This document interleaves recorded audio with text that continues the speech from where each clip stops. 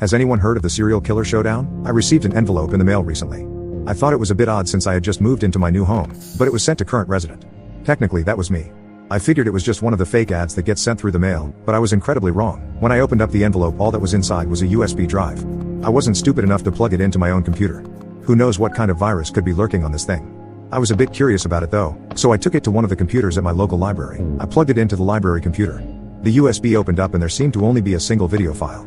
I put in some headphones, took a quick look around to make sure no one else was watching, and then I played the video. The video began to play, but it was only a black screen. After a few seconds a distorted voice began to play though. I'll do my best to recreate what it said here. Congratulations, you have been selected as one of the 64 contestants in the first ever serial killer showdown. We have been watching, and have carefully selected our contestants. You have been selected as a lower seed.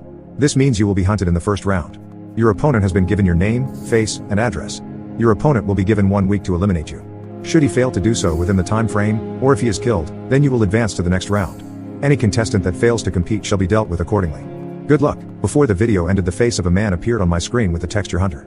Then the video closed on its own, and the entire computer began to show lines of code.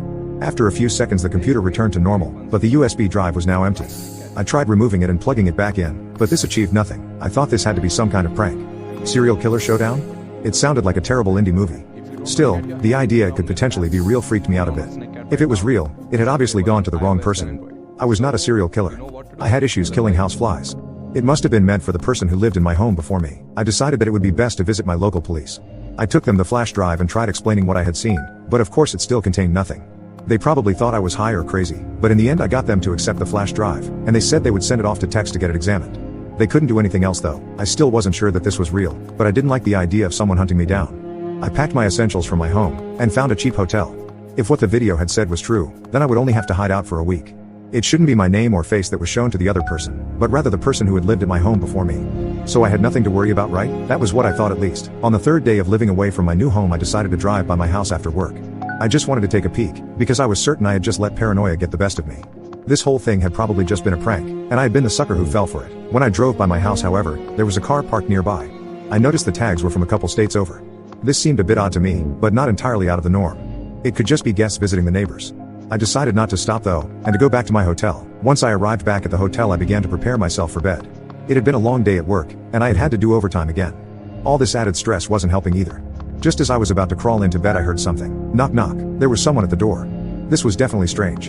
It was not the time of day that room service would be here, and I had not ordered anything. Hello? Who's there? I yelled at the door. No response. I walked up to the door and looked through the peephole. There was no one on the other side. I opened the door and peeked out in the hallway. It was likewise empty. I shut and locked the door, making sure I placed the deadbolt on. Was this whole situation driving me crazy? I went back to my uncomfortable hotel bed. Despite how anxious I was, I still managed to fall asleep quite quickly. I had been exhausted. I was woken up in the middle of the night however. I looked over to the hotel clock.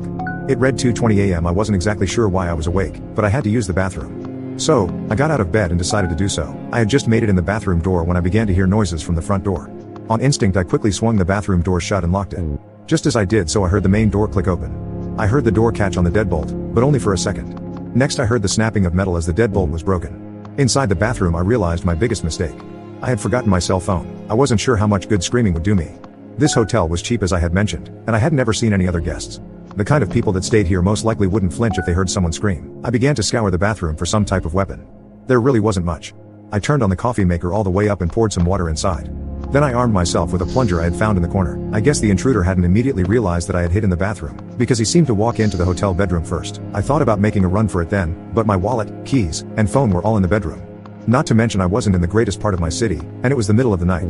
I was a cornered animal. After spending a few minutes in the bedroom I heard the intruder's footsteps come back towards the front of the room, and closer to me.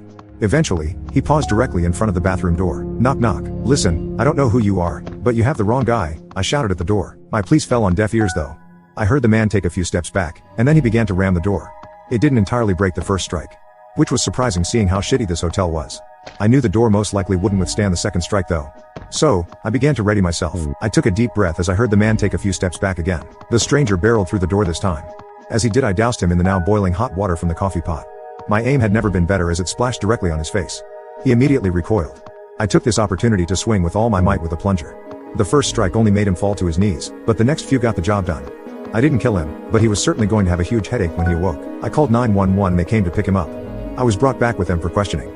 Once again I explained to them about the flash drive, and once again they thought I was crazy.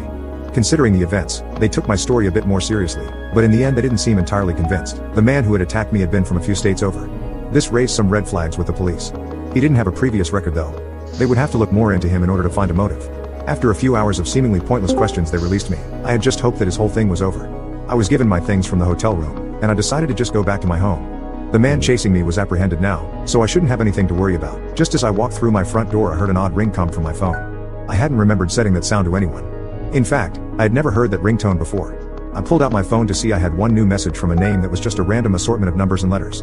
This is what is said: your opponent has failed their task. Welcome to round 2.